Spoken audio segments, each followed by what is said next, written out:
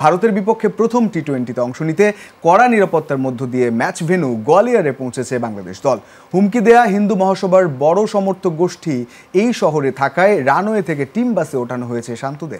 তবে ভারতীয় দলের তারকারা এসেছে স্বাভাবিকভাবে, সাধারণ মানুষের ভিড় ঠেলে। গোয়ালিয়র থেকে আরো জানাচ্ছেন হাসানুর রহমান।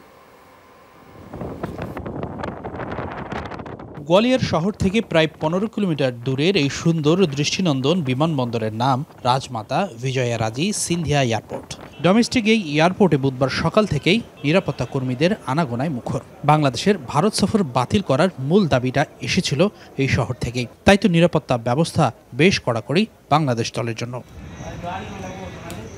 বাংলাদেশ দল বিমানবন্দরের সাধারণ কোনো গেট দিয়ে বের হয়নি। রানওয়ে থেকে টিম বাসে করে কড়া পাহারায় বিমানবন্দর থেকে নিয়ে যাওয়া হয় নাজবুল শান্তর দলকে। কানপুর থেকে পুরো টেস্ট স্কোয়াড প্রথমে গিয়েছিল দিল্লিতে। সেখানে ঢাকা আর কানপুর থেকে আসা টি-20 ক্রিকেটাররা একত্রিত হয়ে এসেছেন গোয়ালিয়রে। তবে মুশফিক, সাদমান, তাইজুল সহ যারা কেবল টেস্ট স্কোয়াডের সদস্য, তারা বৃহস্পতিবার ফিরবেন ঢাকাতে।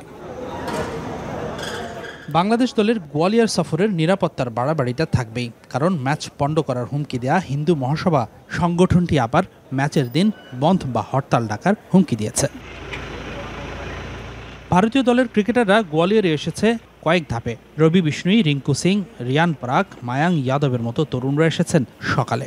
দুপুরে আবার এসেছেন অধিনায়ক সূর্যকুমার যাদব ও হার্দিক পান্ডিয়া। আর যারা টেস্ট ও টি-20 দুই দলে আছেন, তারা এসেছে বাংলাদেশ দলের সঙ্গে একই বিমানে।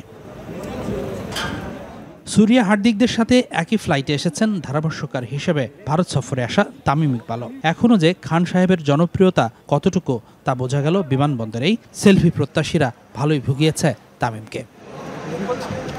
পাকিস্তান জয় করে অনেক প্রত্যাশা নিয়ে ভারত সফরে এসে টেস্ট সিরিজে মুখ থুবড়ে পড়েছে নাজমুল শান্তর দল। সেই হিসেবে টি-20 সিরিজে বাংলাদেশ দলের কাছে খুব বেশি প্রত্যাশা করার সুযোগ নেই। তবে বাস্তবতা বলে তুলনামূলক অনভিজ্ঞ টি-20 এই ভারতীয় দলের বিপক্ষেই বাংলাদেশের সাফল্য পাওয়ার সম্ভাবনা বেশি, যার শুরুটা হোক না এই গোয়ালিয়র থেকেই। হাসানুর রহমান, যমুনা স্পোর্টস, গোয়ালিয়র, ভারত।